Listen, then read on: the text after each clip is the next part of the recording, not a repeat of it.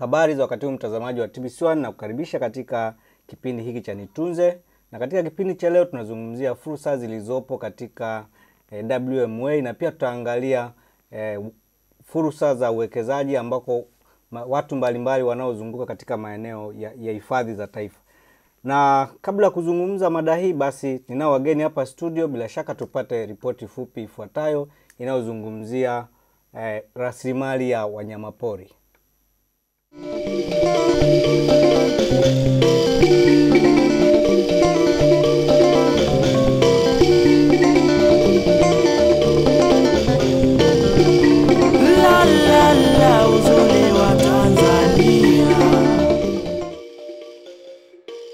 Tanzania ni mojawapo ya nchi yenye utajiri mkubwa wa rasilimali ya wanyamapori, ambao pamoja na kuwa hatarishi katika maisha ya binadamu, bado wanyama hao wanaweza kuwa kivutio cha kipato, ajira na kuunganisha na ulimwengu endapo tu serikali itaruhusu jamii kuanzisha hifadhi za wanyamapori, hususan kwa maeneo yanayozunguka hifadhi za taifa.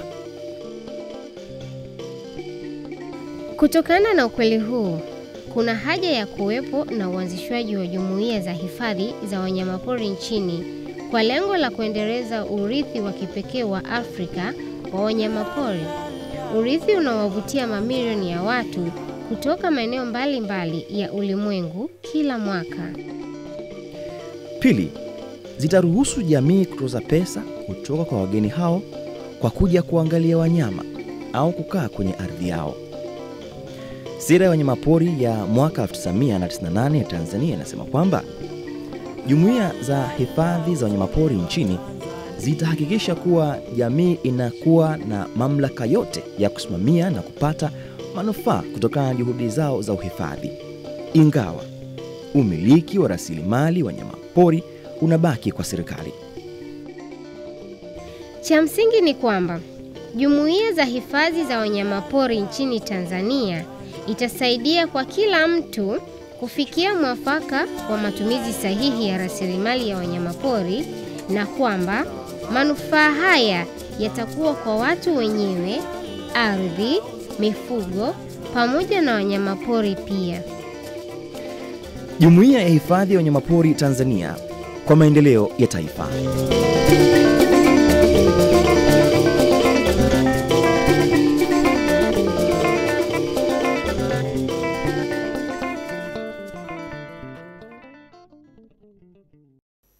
Na mara baada ya kupata ripoti hiyo, na kama nilivyokuahidi awali kwamba ninao wageni hapa studio ambao tutazungumza kwa kina kabisa kuhusu fursa za uwekezaji zilizopo kwenye WMA. Kushoto kwangu kabisa ninaye mwenyekiti ambaye yeye ni mwenyekiti wa AAC. Yeye ni Bwana Amiri Mataka. Bwana Amiri, karibu katika kipindi cha Nitunze. Kadhalika hapa karibu yangu ninaye Bwana George Wambura, yeye ni mtendaji mkuu wa AAC. Karibu sana. Asante sana. Naam, labda kwa kuanza tuanze kwa mwenyekiti. Mwenyekiti, tumezungumza swala la WMA hapa. Mimi mtazamaji angependa kujua hiki ni kitu gani hasa? WMA ni kifupisho tu cha ni Wildlife Management Areas. Hayo ni maeneo ambayo yametengwa ya vijiji vinavyopakana na hifadhi za taifa. Ndivyo ikaanzishwa hizi WMAs nchini hapa. Na hizi hifadhi zimeanzishwa na nani pengine? Hiyo ni tamko la serikali, ni sera ya serikali kwamba vijiji vyote vinavyozunguka hizi hifadhi wao washirikishwe katika kulinda rasilimali zilizopo. Kwa maana kwamba wanyama waliopo kwenye national parks au game reserves ndio wale wanaingia kwenye vijiji. Sasa waathirika wakubwa pale inakuwa wana vijiji. Sasa wanufaike na nini? Serikali ndipo kusema kwamba wale walinde, washirikishwe kulinda hizi rasilimali ili na wao wafaidike katika matumizi ya rasilimali hizo. Bwana George Wambura, unacha kuongezea hapa kwenye WMA? Asante wa mtangazaji. Nafikiri kusisitiza tu kwamba haya ni maeneo ya hifadhi ya wanyamapori kama zilivyo hifadhi za taifa, kama zilivyo mapori ya akiba ambayo yanasimamiwa kwa kimsingi na serikali. Sasa haya maeneo yanasimamiwa na vijiji. Kwa ni hifadhi za vijiji ambazo zinasimamiwa na vijiji wenyewe, na vijiji hivyo vinalinda rasilimali ya wanyamapori isiweze kutoweka, lakini pia zinafanya matumizi endelevu ya rasilimali ile na kunufaika moja kwa moja na yale mapato yatokana na shughuli za utalii katika maeneo hayo. Kwa hiyo WMA ni kifupisho cha neno Wildlife Management Areas, ambacho kwa lugha ya Kiswahili ni maeneo ya Jumuiya ya Hifadhi ya Wanyamapori. Ndio. Na kuna kingine tumekigusia hapa kabla nisijauliza kuhusu fasili ya WMA. Kuna mfano wewe umejitambulisha kwamba ni mtendaji mkuu wa AAC.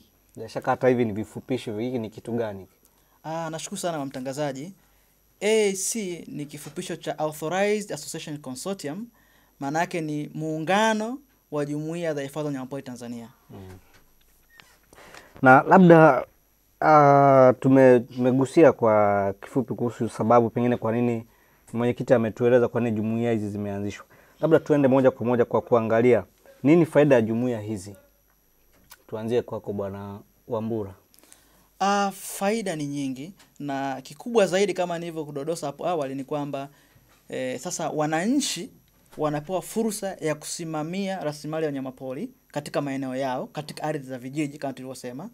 Na katika matumizi hayo wananufaika moja kwa moja na shughuli za utalii zinazofanyika pale, na pia mapato yanayopatikana kutokana na shughuli za utalii katika maeneo yale wanayatumia au yanakwenda moja kwa moja kwenye vijiji wanachama vilivyotenga maeneo kuanzisha WMA. Ndio. Labda mwenyekiti kama unacha kuongezea. Manufaa zaidi hayo ni kwamba sasa wanavijiji wanapata ajira zitakazotokana na nini na uwekezaji uliopo katika maeneo yao. Halafu kutokana na mapato yanayopata kutokana na hizi jumuiya, wanavijiji watakuwa wamepunguza yale makali ya maisha.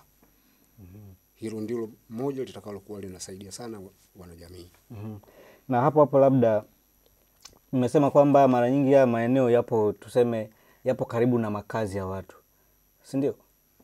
Ni kwenye ardhi ya vijiji. Kwenye ardhi za vijiji. Ndiyo. Na tunavyofahamika kwamba kuwa na hifadhi ambazo zipo karibu na maeneo ya vijiji, mara nyingine kumekuwa kukihusishwa na pengine kuwa na wanyama ama wanyama wakali wanaweza wakashambulia watu. Sijui sera hapa inasemaje namna ya kuwalinda watu ambao wapo karibu na hizi hifadhi. Asante mtangazaji. Ni kwamba mojawapo ya taratibu muhimu au hatua muhimu za kuanzisha WMA ni kufanya mpango wa matumizi bora ya ardhi. Kwa kila kijiji kinataka kufanya mpango wa matumizi bora ya ardhi, na baada ya hapo itatenga eneo ambalo litatumika kama WMA. Kwa hiyo kimsingi hata bila WMA katika vijiji vyetu tuna maeneo ambayo tumetenga kwa ajili ya uhifadhi wa maliasili. Kwa maeneo haya ambayo sasa yanatengwa kwa ajili ya kuanzisha WMA. Kwa unakuta WMA moja ina vijiji huenda 5, 10. Kwa kila kijiji kinatenga eneo na yale maeneo yanaunganishwa ndo yanaanzisha ile eneo tunaloita WMA. Na pia labda tuangalie sasa kwa nini kuna umuhimu zaidi wa kutembelea na kufanya uwekezaji pengine katika jumuiya hizi za uhifadhi. Asante mtangazaji. Ni kwamba faida ni nyingi zaidi ikilinganishwa na wenda maeneo mengine ya hifadhi. Kwa nini nasema hivyo? Ni kwamba tumesema haya maeneo yanasimamiwa na wanavijiji wenyewe. Na fedha zinazopatikana zinakwenda moja kwa moja kwa wanavijiji. Wenda ni kudodose zaidi, kwa mujibu wa sheria au kanuni za maeneo ya Jumuiya ya Hifadhi ya Wanyamapori Tanzania, 50% ya mapato yanayopatikana na shughuli za utalii yanakwenda katika vijiji wanachama kufanya shughuli za maendeleo. Kwa vijiji vinaamua, vinajenga madarasa, vinajenga shule, wengine wanalipa ada za watoto ambao hawana uwezo kwenda shule, unaona, na kusaidia vikundi maalum, SACCOS na vitu kama vile. Kwa hizo fedha zinakwenda moja kwa moja. Tofauti na hifadhi zingine ni kwamba zile fedha zinaingia katika mzunguko wa serikali ndio baadaye zinarudishwa. Pili, tumezungumzia hapa ajira. Ajira mbalimbali zinapatikana. Mikataba mingi tunaweka inayoingiwa kati ya wawekezaji na maeneo na katika maeneo haya ni kwamba 60% lazima ajira 60% ya wanavijiji kutoka yale maeneo waliotenga kuanzisha WMA. Uzoefu mbalimbali katika kazi. Wale wanapata mafunzo ambayo yanawajengea uzoefu mbalimbali kutokana na kufanya shughuli za utalii. Faida ni nyingi kama nilivyosema. Labda mwenyekiti, kwa kuongezea, pengine kuna vyuo vyovyote ambavyo vimetengwa kwa ajili, sababu tunavyozungumzia hifadhi katika maeneo ya watu, kuna watu pale wapo tu na kijiji wamezaliwa pale.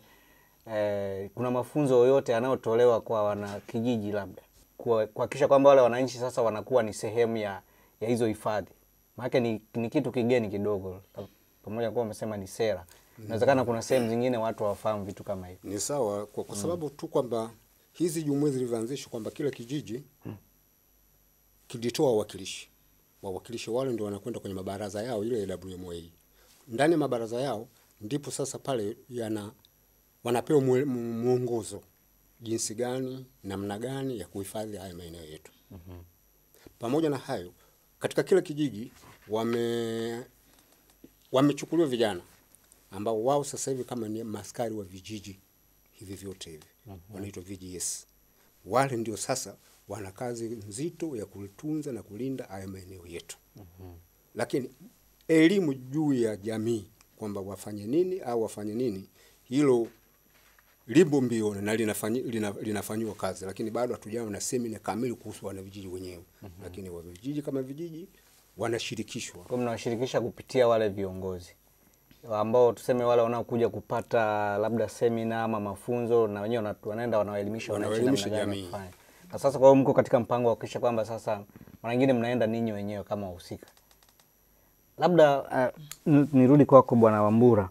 Labda kwa haraka haraka kama unaweza kututajia mifano sasa kwamba hizi hifadhi zimeshafika wapi, wigo wake katika nchi, kwamba je, ni katika kila hifadhi zilizopo hapa nchini au ni katika baadhi ya hifadhi tu? Au sasa hivi ni tayari sera inafanya kazi nchi nzima? Asante mtangazaji. Ni kwamba yako maeneo au wilaya 42 zilizoainishwa kwamba zina uwezo wa kuanzisha WMA. Na tayari kuna WMA 38 ambazo ziko katika hatua mbalimbali. Na kati ya hizo WMA 19 zimeshapata hati ya matumizi ya rasilimali ya wanyamapori, maana yake kufanya shughuli za uwindaji na kadhalika, utalii na kadhalika. Kwa hiyo maeneo haya yako nchi nzima, kaskazini, mashariki, magharibi, tunayo hayo maeneo. Na kudodosa tu ni kwamba jumla ya kilomita za mraba 28,389.44 tayari ziko ndani ya maeneo ya hifadhi ya wanyamapori. Hiyo ni kwa nchi nzima ama ni kwa nchi nzima? Na katika hayo ukiangalia ukipiga mahesabu vizuri, unapata kwa WMA 38 tunapata 3% ya ardhi ya Tanzania iko katika maeneo ya hifadhi ya wanyamapori. Ukifanya mlinganisho huenda na hifadhi ya taifa TANAPA, wao wana 4 mpaka 5 ya ardhi ya Tanzania. Ukiangalia kwa tuna hifadhi zingine za taifa ambazo ziko chini ya vijiji ambazo kama zikisimamiwa vizuri zitaleta manufaa zaidi maradufu kama ilivyo hifadhi ya taifa. Ndio.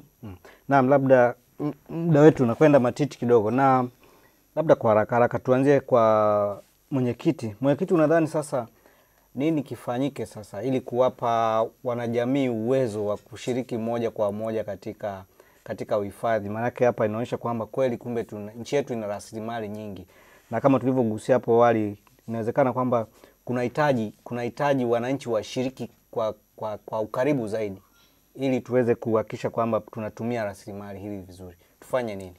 Asante sana mtangazaji. Natumaini hapa jibu la moja kwa moja ni kwamba wanajamii waelimishwe namna jinsi ya kuzitumia hizi rasilimali. Ni elimu tu inatosha kwa watu hao. Wakielewa, natumaini kwamba shughuli zote zitakuwa nyepesi. Na wao wenyewe watakuwa wameshaelewa nini uhifadhi na hizi ni rasilimali zao zikoje kwao, zina thamani gani. Kwa hiyo kwa elimu hiyo inatumaini jamii ikielewa, tatizo la uhifadhi litakuwa limepungua kidogo. Sasa. Na Bwana Wambura, mwenyekiti hapa anapendekeza kwamba pengine elimu itolewe. Kuna wasiwasi wote kwamba wananchi hawaelewi pengine mpaka tufike hatua ya kwenda kuelimisha? Sera hizi hazijawafikia vizuri? Ndio na hapana. Ndio kwa maana kwamba bado uelewa uko chini. Sawa. Kwa baadhi ya wananchi, kwa sababu swala la elimu kwa ajili ya uhifadhi ni swala endelevu. Na mwenye jukumu la msingi la kufanya shughuli hiyo na kutoa elimu sahihi ni Wizara ya Maliasili na Utalii. Kwa hiyo inafanyika wakati wa kuanzisha maeneo haya, wanatoa shughuli za masuala ya uhamasishaji. Lakini kwangu mimi kubwa naliona hapa ni manufaa yatokanayo na shughuli za utalii. katika maeneo hayo. Serikali ndio inakusanya mapato. Tunasema jumuiya imepewa wanufaika, lakini serikali ndio inakusanya mapato bado. Ni asilimia bado ambayo inarudishwa kwenye jumuiya kutokana na shughuli za utalii ni kidogo. Nikupe mfano kwa nchi ya wenzetu Namibia, wana maeneo kama haya, wao wanaita community conservancies. Wao serikali imeacha 100% ya mapato yanayotokana na zile shughuli. Lakini kwetu serikali bado inachukua, bado na mkoa inachukua baadhi ya fedha zinazotokana kwenye haya maeneo, wakati bado ina maeneo mengine. Kwa mfano kwenye game fee, ada za wanyama, serikali inachukua 55% na wachoa na vijiji wana jumuiya 45%. Ada za wanyama wameshawapa mamlaka kutumia yale maeneo. Ada za wanyama serikali inachukua 25 na inawaachia jumuiya 75. Kwa kuna mgawanyo wa mapato ambao katika jedwali la 12 la kanuni za maeneo ya Jumuiya ya Wanyamapori Tanzania, ambao kimsingi unapaswa kurekebishwa. Kama kweli tunataka tutoke hapa tulipo, kama kweli tunataka jumuiya wana vijiji wanufaike, wathamini rasilimali zilizoko mle ndani, basi inabidi mapato zaidi yaweze kuachwa. Ikiwa kwa kutumia mfano wenzetu Namibia, mwaka 98 walikuwa na matatizo ya ujangili. Walikuwa idadi ya wanyama inapungua. Jumuiya wananchi walikuwa hawaoni manufaa, kwa hiyo walikuwa wathamini zile rasilimali. Baada ya kuacha, baada ya sera ya kuachia 100%, wanyama wameongezeka, manufaa yameongezeka, wameendesha zile jumuiya kitaalamu. Uhifadhi ni gharama, ndugu mtangazaji. Kufanya shughuli za doria ni gharama, zinahitaji fedha. Naweza kuambia jumuiya nyingi hazina uwezo sasa, kwa sababu mapato ni kidogo, hata za kusimamia za kufanya doria katika yale maeneo. Kumbuka, wanyama ni wao walio kwenye hifadhi ya taifa, ndio walio kwenye WMA. Walio kwenye mapori ya akiba ndio hao walio kwenye WMA. Kwa kama tusipoachia, kisha kama manufaa yanakuja zaidi na wananchi wanathamini rasilimali ya wanyamapori katika maeneo, basi vita ujangili itaendelea kuwa ngumu. Kuna vijiji zaidi ya 314 ambao viko kwenye WMA. Kuna zaidi ya wananchi 628,000 ambao wako wananufaika na uwepo wa WMA. Hawa ni jeshi kubwa. Tuna VGS zaidi ya 600, askari wa wanyamapori wa vijiji zaidi ya 600 kwa nchi nzima ambao wako wanasimamia maeneo kwenye WMA. Hawa ni jeshi kubwa. Hawa wakiwezeshwa, wakiangaliwa, watalinda. Bwana nikutaarifu tu kidogo nisisitize. WMA zinazunguka hifadhi ya taifa. Kwa ukilinda nje, ndani uko salama. Kwa mimi nafikiri kikubwa hapa ni manufaa. Nguvu ziunganishwe. Sio jukumu la sisi kama muungano peke yetu. Wadau mbalimbali, serikali kuangalia namna gani basi wananchi watanufaika. WMA zitaendeshwa kitaalamu, kupata viongozi wana hizo jumuiya ambao wanakuwa na wenye uwezo kuzisimamia rasilimali kwa manufaa ya Watanzania wote. Huenda kusisitiza kuna hela zimetolewa ziliahidiwa na Rais wa Marekani Barack Obama. Milioni US dola milioni 10 kwa ajili ya kushughulika na masuala ya biashara haramu ya wanyamapori. Mimi nafikiri zikikaa kwenye maofisi na huko watu kusafiri katika maeneo husika hazitasaidia. Hizo hela tunashauri kupitia chombo hiki tutafute namna gani ambavyo tutajengea uwezo hizi jumuiya zisimamie wanyamapori, kwa sababu wao ni jeshi kubwa. Watumishi wa Wizara ya Maliasili na Utalii ni hawazidi 3,000. Hawana askari 3,000, lakini 600,000 ni jeshi, 600 ni jeshi. Tukiongezea hawa tukawapa uwezo, watasaidia kukabiliana na ujangili. La mwisho kabisa ni mambo ni muhimu. Aina ya ujangili wa Tanzania ni kwamba majangili au wahusika wanapitia kwenye vijiji wanachama. Kwa kama tukilinda kwenye vijiji, kwa kuna integrity, kuna uthamani wa zile rasilimali ya wanyamapori, basi hawa pia hawatapata ushirikiano wa kwenda kufanya ujangili. Hasa ujangili wa maeneo. Sababu wananchi watakuwa wanahusika nao moja kwa moja na watakubali, wataripoti, watakabiliana nao kwa sababu tayari tukushawapa na uwezo. Asante. Sawa, sasa mwenyekiti, kuna hili swala la uhifadhi wa mazingira. Na kama tulivyozungumza huko inaonyesha kwamba hizi shughuli hizi zinahusisha watu moja kwa moja. Tumekuwa tukiona kwamba watu wanakata miti, mara nyingine kuna masuala ya ufugaji, kuna uharibifu wa mazingira kwa kila namna. Sio ninyi kama WMA mnalitazamaje hili? Hizo WMA zenyewe kwanza katika maeneo, katika kutenga ile maeneo. Moja ya eneo walilitenga ni kwa ajili ya wao matumizi yao ya kawaida. Kwa mfano kuni, matambiko, majengo ya majengo ya manyumba na vitu vingine. Kwa hiyo kuna maeneo maalum tayari wameshayatenga kwa shughuli hizi. Wakaacha mengine hayo kwa ajili ya uwekezaji aidha wa picha ama wa kitalii. Kwa hiyo swala la mazingira katika kila kijiji cha WMA kina mpango wake wa kutunza maeneo yao. Sasa huo mpango tayari unatekelezeka au bado ndio mpo kwenye mipango? Maana umesema kila kijiji kina mipango. Huo ni mpango ambao tayari umeshawekwa na unatekelezeka. Naam, Bwana Wambura, mtendaji mkuu wa AAC, mnalitazamaje hili swala la uhifadhi wa mazingira ninyi mkiwa WMA? E-certification. Kuna mahusiano kati ya faida zinazopatikana na matumizi ya rasilimali ya wanyamapori na maliasili ndani ya WMA pamoja na tabia za wananchi wanaozunguka yale maeneo. Kwa hiyo ninachoweza kusema ni kwamba ipo changamoto kwa sababu tayari wananchi hawanufaiki vya kutosha na uwepo wa WMA. Kwa hiyo ni tunarudi kwenye sera. Tufate sera kama za wenzetu. Vizuri tuviige. Si ndio? Sawa. Tuviige kwa maana kwamba manufaa zaidi yaelekezwe katika hizi fedha, serikali iachie asilimia zaidi ya asilimia nyingi, sio ya 55, acha hela ya kutosha ili zile fedha zitumike katika kulinda, kuleta maendeleo kwenye vijiji na wananchi waweze kuhamasika kutunza yale maeneo. Kimsingi ndani ya WMA zote Tanzania nizungumze, ziko nchi nzima. Kuna zaidi ya species za wanyama 300, mammals 366. Lazo zilindwe hizi. Sasa labda nikukatishe kidogo Bwana Wambura, kwamba swala la msingi hapa kwamba ninyi mnahusikaje sasa? Hizi sera sawa zipo, tunaona kwamba tayari zimeshawekwa pale ama mmeshaziandaa. Sasa ninyi mkiwa WMA mnahusikaje katika kuhakikisha kwamba swala la mazingira linazingatiwa wakati shughuli zikiendelea? Jambo la kwanza, sisi tunahusika na kutoa mafunzo. Tunaratibu mafunzo mbalimbali yanayohusiana na uhifadhi wa mazingira na maliasili kwenye maeneo ya WMA. Pia tuna wajibu wa kutafuta fedha kuwezesha programu mbalimbali zinazoelekeza uhifadhi wa mazingira na maliasili katika yale maeneo ya WMA. Ndio jukumu letu. Sasa pia tuna ratibu kupata utaalamu mbalimbali kutoka taasisi mbalimbali kuhakikisha kwamba tunakabiliana na changamoto ambazo tumezitaja. Sawa. Naam, kama muda hauturuhusu kuendelea na kipindi, labda kwa dakika moja tu na wito gani kwa Watanzania? Tuanze na mwenyekiti. Bado wito wangu kwa Watanzania wenzangu ni juu ya sisi kuzithamini zile rasilimali. Na tujue kwamba ni rasilimali ambazo sisi tunazitegemea kwa ajili yetu na vizazi vyetu.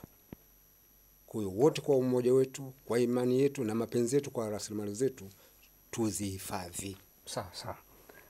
Mtendaji mkuu. Asante. Mimi wito wangu mkubwa ni kwa TANAPA. TANAPA waziangalie jumuiya za hifadhi ya wanyamapori WMA kama wadogo zao.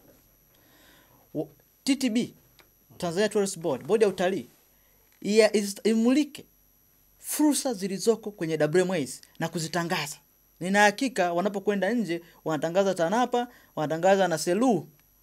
Hawatangazi fursa zilizopo, fursa za vivutio za maliasili na za kiutamaduni. Ziko nyingi kwenye haya maeneo. Naweza kuambia hata nikizitaja muda utatosha. Kwa wazitazame kwa jicho lingine kama ni namna gani ya kupanua wigo wa biashara ya utalii katika pia kwa kutazama WMA. Kwa kuzingatia kwamba kama nilivyosema wanyama ni hao. Wanyama ni hao. Kwa tuangalie namna gani ambavyo sasa nao watashiriki kwa moja nyingine kuwalea wadogo zao, kutangaza fursa za wadogo zao ambazo ni WMA ambazo zinafanya mambo hayo. Kushiriki katika kuwajengea uwezo, kuliko kujifungia katika mipaka yao ya uhifadhi kwa maana ndani ya hifadhi ya taifa. Pili, nina wito kwa wanavijiji ambapo haya maeneo yapo. Wajitokeze kushika nafasi za uongozi. Wanavijiji wenye uwezo, kuna wasomi, kuna watu wana degrees, kuna watu wana form 6 waingie kwenye zile AAs au CBOs zinazosimamia WMA ili waweze kuziongoza kitaalamu. Kuna matatizo ya usimamizi katika masuala ya fedha, masuala ya uongozi kwenye hizo jumuiya moja. Tunaomba vijana, tunaomba wazee, watu wenye uzoefu waingie kwenye zile kwenye uongozi wa hizi jumuiya. Naam, mimi niwashukuru sana kwa kushiriki katika kipindi hiki cha Nitunze. Asante Bila shaka watu wamepata mengi kutoka kwenu. Asante sana. Na mtazamaji wa TBC1, kwa muda wote huo ulikuwa unafuatilia kipindi cha Nitunze, na leo tulikuwa tunazungumzia fursa za uwekezaji zilizopo katika WMA, na pia tulikuwa tunaangalia jamii zinazozunguka hifadhi hizi za taifa, kwamba zenyewe kwa namna gani zinashiriki katika utunzaji wa mazingira na mambo mbalimbali kama ambavyo umesikia wataalamu walivyozungumza hapa. Kwa niaba ya wote waliofanikisha kipindi hiki, mimi ni Victor Elia na kutakia tu utazamaji mzuri wa vipindi vinavyoendelea hapa TBC1.